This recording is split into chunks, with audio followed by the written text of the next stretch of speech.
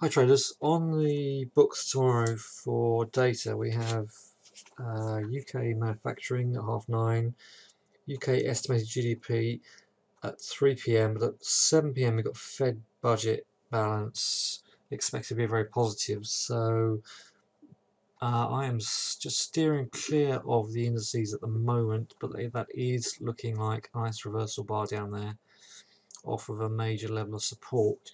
You can see we've got very decent support at 673. It wouldn't surprise me if we came down and tested that, but on the back of it, hammer off a major pivot like that is a potential for a reversal. RSI is low, not extreme. The DAX looks very similar. Let's just tested that pivot level for the fib level at the lows. As for indices, this pound yen sold off in the first half of the day and got bought and bounced back to above its open in the second half of the day. I think I would be looking for another pull back down to about 190.50 to buy that, to see if we can eventually end up at 195. The pound US, I think that's bullish. Obviously it's 2 days of higher closes. We just got to watch this Fed budget though. If that comes in very strong, we could see a lot of strength in the dollar, which is why with an instrument that's between 50 and the 200 EMA, you might want to just back off until we get at least another day out of the way, because in the meantime, if we just switch to the dollar for a moment, this US dollar CAD is just coming into the 55, and if that holds 1, 2, 3, we're just 20 points above that. So during the day, if we hold that, I would look to buy that to see if we can retest these highs. So just be very careful tomorrow. I think my main emphasis, we'll be looking at oil, in fact, because I think oil's had a great day, and in fact it's suddenly squirting up as I have been filming for some reason. I don't know why. It's actually squirting up about 50 points, so there must be some news out on that. But with that running up so much, I would look for pullback to 59.50 tomorrow. If I don't get it, I will stand aside. It's invents tomorrow anyway, so I need to be careful to avoid that period.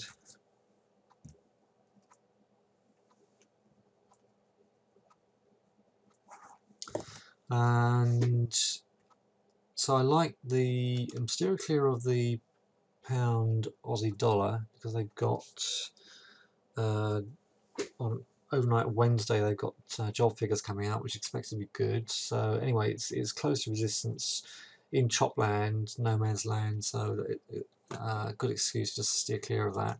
So tomorrow I'll be focusing on the pound yen and oil, and that will be my main focus, and US dollar CAD. Those will be that'll be my focus for tomorrow. Let's have a look at gold. Let's look at gold. Oops, let's get that out of the way. Right, gold's come to kiss the underside of that trend line.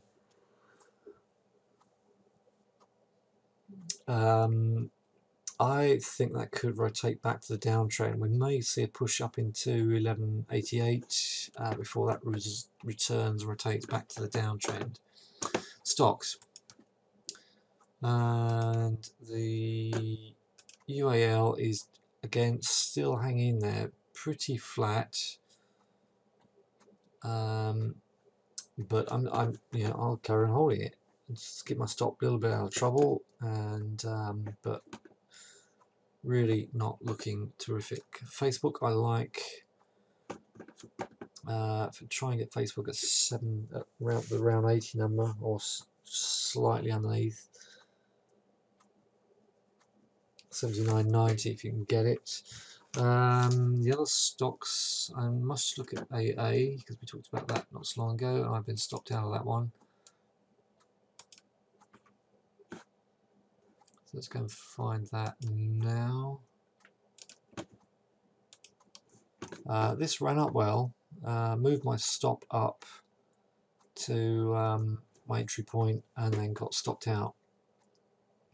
Don't want to give that too much room, bearing in mind the sort of zone we're in.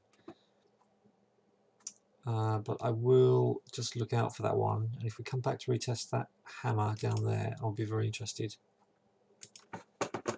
At 390.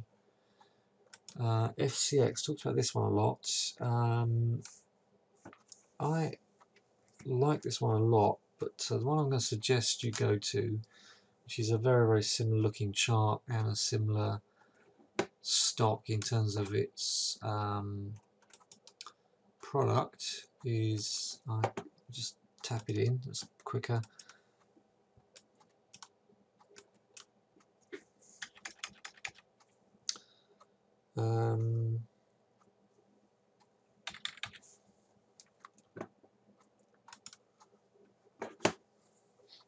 Very, very similar chart pattern. So I'm liking Vedanta. I think Vedanta's a good, if you can get 555 with 572 at the moment, all that congestion above, but I just think there's like a huge, if you look left, that's a huge amount of support. In fact, we've still got a gap fill on that. We've got a gap fill at 725. Like obviously my stop would be under 537 by a few points, and just looking to see if that one can run across and then penetrate higher. Like that and Facebook. Mondi. I'm not going to go for Mondi. I do think it's got potential, but I prefer Vedanta.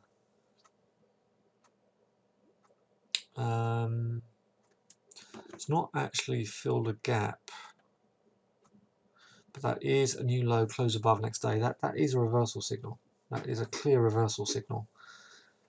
And it has been on a good run up to 1535 not that long ago. Alibaba is on a watch list. That's got a hammer on a fib level. And I do think that this is actually quite a nice one. There's the...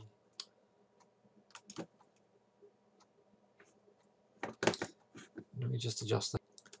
So I actually had two moves up. Let me just push that for 2 arrows up. 1, 2, and this is a pullback. And now, so if we start breaking 88.70, I think that could run for 99. Last time we had a hammer down here, we ran very, very well, and that was October last year. So I think that's worth a run on Alibaba. So to play it, I would bid at 86.70.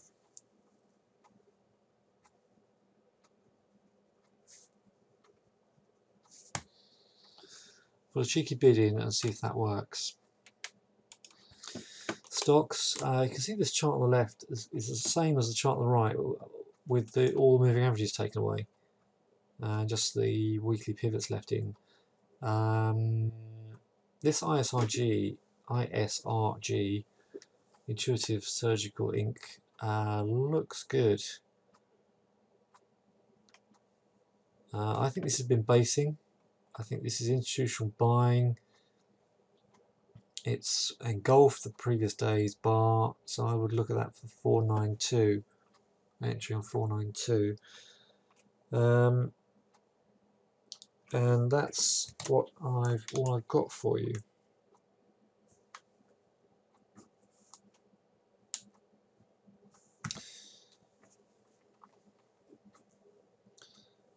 The other one is a huge watch. Apologies for that pause. A huge watch. It's just actually blown out the water, this one. Annoying because it was on my list.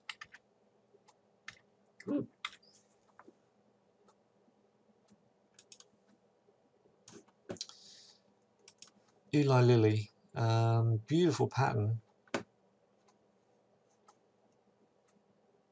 So you can see this area here, 1795 was great. I'm just going to hold out for and actually set an alarm for 79.85. So I'm just going to let it go and see if it pulls back. Right, that's all I've got for you, and I will be in the room, but just like I said, taking it very easy tomorrow, and likely to wait at least possibly into the US session. Okay, hope that helps, and bye for now.